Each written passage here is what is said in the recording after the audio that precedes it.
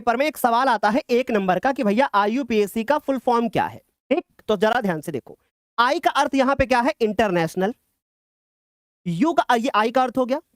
You का अर्थ है हमारे पास यूनियन ऑफ, ये हमारा यू का अर्थ हो गया। प्योर यानी पी का अर्थ यहां पे हो गया हमारे पास प्योर यानी पी। ठीक, अप्लाइड हो गया हमारे पास ए। ठीक, और केमिस्ट्री हमारे पास मेरे प्यारे बच्चों हो गया सी। तो IUPAC यानी कि international union of pure and applied chemistry, यह एक प्रकार का सिस्टम है, यह एक प्रकार की संस्था है जो कि क्या करती है, इसका काम क्या होता है, इसका काम होता है कार्बन के यौगिकों का नामकरण करना। कार्बन के यौगिकों का, कार्बन के यौगिकों का नामकरण करना। और चूंकि ये हमारी क्लास लाइव है, मैं आपसे रिक्वेस्ट करूंगा कि शांति बनाए रखना। यानी इसमें हम देखेंगे कार्बन के यौगिकों का नाम लिखना। जैसे कभी कभी हमारे पास आता है 1 कार्बन हो जाता है, कभी 2 कार्बन हो जाते हैं, कभी 3 कार्बन हो जाते हैं। ठीक, तो हम समझ पाते हैं कि भैया 1 कार्बन होगा तो हम ये नाम लिखेंगे, 2 होगा तो ऐसे लिखेंगे, 3 होगा तो ऐसे लिखेंगे। पर उसका कुछ रूल होता होगा, कुछ नियम होता होगा, वही हम लोग पढ़ेंगे। IUPAC का मतलब आप समझ गए, international union of pure and applied chemistry. Paper में आप इंग्लिश में ही लिख करके आओगे, हिंदी में भी उसका अर्थ लिखा हुआ है कि शुद्ध एवं अनुप्रयुक्त रसायन विज्ञान का अंतरराष्ट्रीय संघ, एक प्रकार की संस्था जो कि कार्बनिक यौगिकों का नामकरण करती है। उसके लिए कुछ सिस्टम बनाया गया, कुछ नियम बनाए गए, कुछ रूल बनाए गए। चलिए मेरे प्यारे बच्चों, अब हम IUPAC का मतलब समझ चुके हैं, हम ये समझ चुके हैं कि आखिर ये कहाँ यूज होती है, क्या करते हैं। अब हम सीधे आते हैं और अब हम कुछ छोटी छोटी पहले बेसिक जानकारी लेते हैं, फिर उसके बाद हम आपको बताएंगे आपके सिलेबस में क्या है और आपको क्या पढ़ाया जाएगा आज। ठीक, तो चलो कुछ चीजों को बहुत ध्यान से सुनना मेरी बात को। जैसे बच्चों हम लोग बहुत अच्छे जानते हैं कि हमारे पास एक कार्बन होता है, इस कार्बन के पास 4 हाइड्रोजन होते हैं। तो सर हमने इस कार्बन के पास 4 हाइड्रोजन लगा दिए, तो सर ये कार्बन है और इसके पास 4 हाइड्रोजन है। अब इसका कुछ तो नाम होगा, या जैसे मान लीजिए एक कार्बन लिया हमने, उसके साथ एक दूसरा कार्बन जोड़ा, फिर हमने एक हाइड्रोजन लगा दिया। बहुत प्यार के साथ सुनना और प्लीज नोट करते रहना हमारे साथ, और ये हमने या स्क्रीनशॉट लेते रहना, ठीक, क्योंकि बाद में मौका नहीं मिलेगा। तो सर एक कार्बन है, इसमें हमारे पास 2 कार्बन है। तो जब हम लोग इसका नाम लिख रहे होंगे, जैसे इसका नाम लिख रहे होंगे, तो सर एक कार्बन के लिए हम लोग जो शब्द उपयोग करेंगे वो हम उपयोग करेंगे मैथ। क्या यूज करेंगे? मैथ। और फिर आगे क्या होगा वो बाद में बात करेंगे। ठीक, अगर यहां हमने देखा 1 कार्बन है, 2 कार्बन है, तो इसके लिए हम लोग शब्द जो उपयोग करेंगे वो यूज करेंगे क्या? एथ। ठीक, और उसके बाद डॉट डॉट डॉट डॉट। ये सर डॉट डॉट का मतलब क्या है? इस डॉट डॉट का ये मतलब है कि अभी इसके आगे हम कुछ और भी लिखेंगे, कुछ और नियम देखेंगे, अभी इसका नाम पूरा नहीं हुआ है। ठीक, बिल्कुल डीप में 0 लेवल से सिखाऊंगा, ताकि अगर कोई बच्चा कुछ नहीं आता ना उसको, वो भी सीखेगा आज के इस लेक्चर में। तो सर हम समझ गए कि 1 कार्बन होगा तो मैथ लिखेंगे, अगर 2 कार्बन होंगे तो हम लोग एथ लिखेंगे। अब जैसे मेरे प्यारे बच्चों ध्यान से सुनना, तो सर अगर 1 कार्बन होगा तो मैथ लिखेंगे, 2 कार्बन होगा तो हम एथ लिखेंगे। सर क्या ये याद करना पड़ेगा? बिल्कुल। 3 कार्बन होंगे तो प्रोप लिखेंगे, 4 होगा तो ब्यूट लिखेंगे, 5 होगा तो पेंट लिखेंगे, 6 होगा तो हेक्स लिखेंगे, 7 होगा तो हेप्ट, 8 होगा तो ऑक्ट। क्लास 10th के लेवल तक हमें 8 तक याद होना चाहिए। यदि हम कक्षा 12 में पहुंच गए हैं तो हमें 10 तक भी याद होना चाहिए। ठीक, तो सर अगर 9 होगा तो सर नॉन, और उसके बाद 10 होगा तो डेक। सर हम भूल जाएंगे, हमें याद नहीं रहेगा। मैं कहता हूं लिखित ले लो, प्रैक्टिस इतनी करवा दूंगा कि आज के बाद आप भूलोगे ही नहीं। जैसे अभी मैं बोल के बताता हूं, methane, ethane, propane, butane, pentane, hexane, heptane, octane, non और डेक। तो ऐसे ही आपको भी याद होगा आज के इस लेक्चर के बाद। क्या यहां तक सारे बच्चों को समझ में आ गया? मुझे नहीं लगता यहां तक किसी बच्चे को कोई दिक्कत होगी। यहां तक सारे बच्चों को क्लियर है अच्छे से? चलो मैं आगे, क्लियर है सभी को? चलो अब यहां तक सारे बच्चों को समझ में आ गया। सर कोई इश्यू तो नहीं है? ठीक है, सर थोड़ा सा इस चीज का ध्यान रखना हो। फिर उसके बाद मेरे प्यारे बच्चों, अब हमने ये जानकारी तो आपको दे दी कि कार्बन इतने होंगे तो ये हम नाम लिखेंगे, और इसके आगे क्या लिखेंगे वो हम समझने से पहले ये समझ लेते हैं कि हमारे सिलेबस में हमें कौन सी श्रेणियां पढ़नी है। अब हमने एक शब्द उपयोग किया है, वो है श्रेणी। सर इसका मतलब क्या होता है? जैसे कि फॉर एग्जाम्पल, मेरी बात बहुत ध्यान से सुनना। जब मेरा नाम क्या है? मेरा नाम है शिवम द्विवेदी। अब मेरी बात प्लीज थोड़ा सा ध्यान से सुनना। ठीक, मेरा नाम क्या है? मेरा नाम है शिवम द्विवेदी। अब मान लीजिए आपका नाम क्या है? आपका नाम है राधे लाल। ठीक, आ रही मेरी बात? किसी दूसरे बच्चे का नाम है रहीम खान। प्लीज मेरी बातों को थोड़ा ध्यान से सुनिएगा। अब हमने क्या कहा कि भैया अगर हम ध्यान से देखें तो जो ये द्विवेदी दिख रहा है ये पीछे जुड़ रहा है, जबकि मैं आगे कुछ और जोड़ रहा हूं। तो ये जो द्विवेदी है इसी को कहा जाएगा अनुलग्न, जो कि पीछे जुड़ेगा, किसी के पीछे जुड़ेगा। समझ में आ रही बात? और जो आगे जुड़ेगा उसको हम पूर्व लग्न बोलेंगे। तो जैसे हम यहां बात करें, यहां पे लाल, हमने कहा राधे लाल, श्याम लाल, तो यहां राधे लाल श्याम लाल ये क्या है? ये पीछे जुड़ रहा है। तो सर ये बात भी हम समझ गए। तो सर ये क्या हो गया? ये इसका अनुलग्न हो गया। ठीक, और ये क्या हो गया? ये हो गया हमारे पास इसका अनुलग्न। इस बात से हम क्या सीखते हैं? कि भैया ये जो हमें श्रेणियां दिखाई दे रही हैं, इसी प्रकार से कुछ ये श्रेणियां हमें दिखाई दे रही हैं कि ये खान परिवार के हैं, लाल परिवार के हैं, द्विवेदी परिवार के हैं। वैसे ही यहाँ पे हमें alkane, alkene, alkyne, halo alkane, alcohol, ketone, aldehyde, carboxylic, हम कैसे पहचानेंगे कि कौन से खानदान का है? कैसे पहचानेंगे? उसमें हम समूह देखकर पहचानेंगे। मेरी एक एक बात को नोट करते रहें। कैसे पहचानेंगे? हम समूह देख करके पहचानेंगे। उसके लिए हम आपको अभी एक चार्ट बना के देंगे, वो चार्ट बनाना है, फिर हम क्वेश्चन करना स्टार्ट करेंगे। ठीक है, आ रही मेरी बात समझ? चलो देखो अब देखो हमारे पास क्या है, एल्केन। अगर एल्केन पहचानेंगे तो कैसे पहचानेंगे? चार्ट में बताएंगे। एल्कीन हो गया दूसरा, तीसरा हो गया एल्काइन, चौथा हो गया हेलो एल्केन, पांचवा हो गया एल्कोहल, छठा हो गया कीटोन, और सातवां एल्डिहाइड, और आठवां कौन है? कार्बोक्सिलिक। पढ़ो बच्चों, हमने क्या कहा? समूह के नाम के बारे में बात करते हैं। समूह के बारे में बात करते हैं। तो समूह कौन से हैं? Alkane, alkene, alkyne, halo alkane, alcohol, और उसके बाद तीन हमारे पास ये। टोटल हमारे पास कितने हैं? 8। 1 2 3 4 5 6 7 और 8। चलो अब हम बात करते हैं कि सबसे पहले एल्केन के बारे में बात करते हैं। हम कैसे पहचानेंगे कि ये एल्केन श्रेणी का है, फिर हम कैसे पहचानेंगे कि एल्काइन श्रेणी का है, और फिर हम कैसे पहचानेंगे कि एल्काइन श्रेणी का है कि ये हमारी कौन सी श्रेणी का है। ठीक, चलो देखो, तो हम एल्केन के बारे में बात करें तो सर इसमें कार्बन होता है और उस दूसरे कार्बन के साथ सिंगल बॉन्ड होता है। यानी हम एक बंध, जहां एक डंडी देखेंगे हम तुरंत पहचान जाएंगे कि एल्केन श्रेणी का है। समझ गए बच्चों? क्लियर हुआ यहां तक? फिर जैसे ही हम 2 डंडी देखेंगे कार्बन की, हम तुरंत पहचान जाएंगे कि यह कौन है, यह हमारे पास एल्कीन है। यह बात भी सारे बच्चों को समझ में आ गई?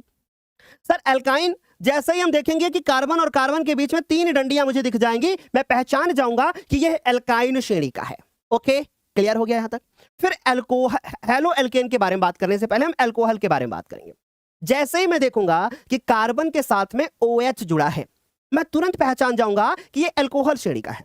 ठीक है, तो सर हम इसको तुरंत पहचान जाएंगे कि सर कार्बन के साथ में कौन जुड़ा होगा? OH जुड़ा होगा। समझ गए? और वो सिंगल बॉन्ड के साथ में होगा। यहां पर और भी एक चीज लिखते हैं, पर अगर मैं वो भी नहीं भी लिखूंगा तो भी आपको OH देख के ही पहचान लो। ठीक है, यहां तक समझ में आया? चलो आगे बात करते हैं बच्चों। यहां तक तो सारी चीजें हो गई। चलिए अब आगे बढ़ते हैं हम लोग। और ये OH किससे जुड़ा होगा? C से जुड़ा होगा, यानी कार्बन से जुड़ा होगा। तो जहां पर मैं ऐसे स्टार बना दूं, तुम समझ जाना कि कार्बन की बात हो रही है। ओके, क्लियर है? तो यहां पर मैं बना भी देता हूं कि इस स्टार का मतलब क्या है? इस स्टार का मतलब है कि कार्बन। इस स्टार का मतलब क्या है? कार्बन। चलो अब हम बात करते हैं हेलो एल्केन की।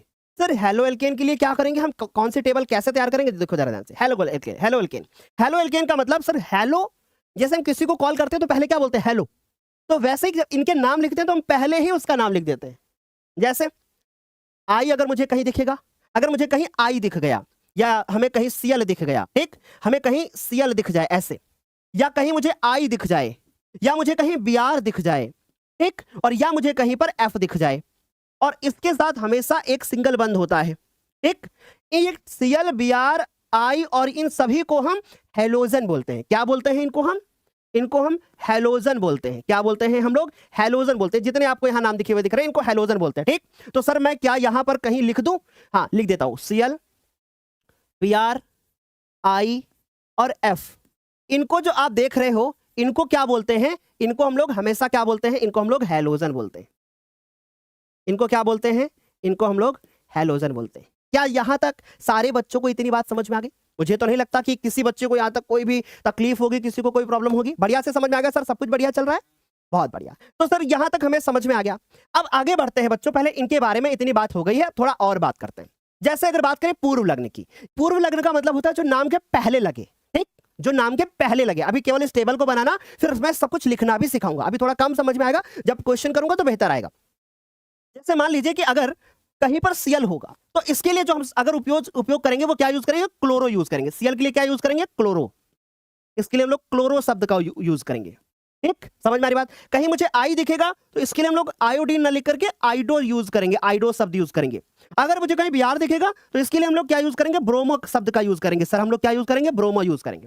सर मुझे कहीं F दिखेगा तो इसके साथ हम लोग फ्लोरो का इस्तेमाल करेंगे। इसके लिए हम लोग फ्लोरो लिखेंगे। ठीक है, आई होप ये बात समझ में आ रही होगी। ठीक, आराम से समझ में आया? अच्छा सर एल्केन ये पीछे जुड़ेगा। जैसे हमने कहा chloro ethane, chloro propane, chloro butane. Clear है? यहां तक समझ में आया? आराम से समझ में आ रहा होगा। इन सभी को, ये जो चारों के चारों ये दिख रहे हैं, इनको हम ऐसे भी लिख सकते हैं कि एक बंध बना दें और हम X लगा दें।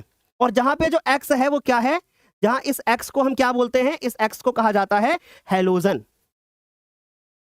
इसको हम लोग क्या बोलते हैं? हेलोजन बोलते हैं। ठीक, सिंपल है, ये बात सारे बच्चों को यहां तक समझ में आ रही होगी। आगे चलते हैं बच्चों। क्लियर हो गई ये बातें। अब जैसे कहीं भी हमें एल्केन दिखेगा तो इसके नाम में पीछे छुपा है एन, तो इसके लिए क्या दिखेगा, इसके लिए हमें दिखेगा एन।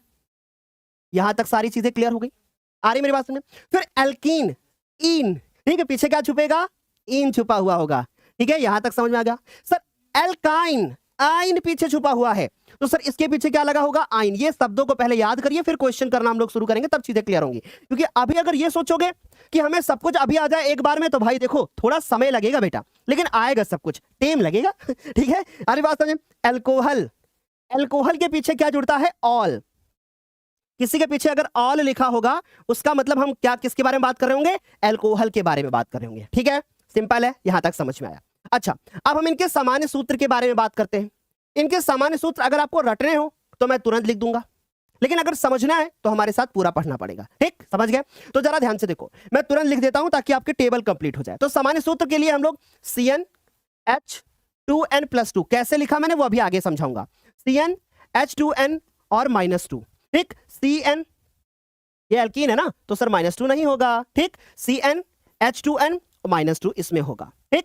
अच्छा, इनकी भी टेबल होती है पर हमसे इनका भी होता है फॉर्मूला, पर हमसे पूछा नहीं जाता कभी भी, तो ये हमारे लिए नॉट इंपॉर्टेंट है। लिखने को तो हम लिख देंगे तुरंत भी, कोई दिक्कत नहीं है, लिख देता हूं मैं, ठीक, लेकिन आपके लिए इंपॉर्टेंट नहीं है। कैसे, ध्यान से सुनो, मैं पहले ही बता देता हूं, ये लिए आपके लिए इंपॉर्टेंट नहीं है, लेकिन फिर भी लिख देता हूं। इसका फॉर्मूला होता है CnH2n+1 और X, ठीक, इसका फॉर्मूला होता है CnH2n+1 और OH, ठीक। तो ये फॉर्मूले होते हैं, लेकिन हमारे लिए सिर्फ इंपॉर्टेंट कौन है, ये पेपर में पूछा जाएगा, ये पेपर में पूछा जाएगा, ये पूछा जाएगा, ये नॉट इंपॉर्टेंट, ये नॉट इंपॉर्टेंट, ठीक है। तो आई होप ये बातें आपको समझ में आ रही होंगी। अब हम आगे चलते हैं, स्क्रीनशॉट लीजिए इसका फटाफट से। अब मेन चीज समझते हैं, यहां से हमारे बच्चे फंस जाते हैं, इसलिए इन तीनों को अलग पढ़ाया जाता है, एल्डिहाइड को, कीटोन को एंड ऑल्सो कार्बोक्सिलिक को, क्योंकि अक्सर तीनों में बच्चे फंसते हैं, ठीक। चलो मैं समझाता हूं।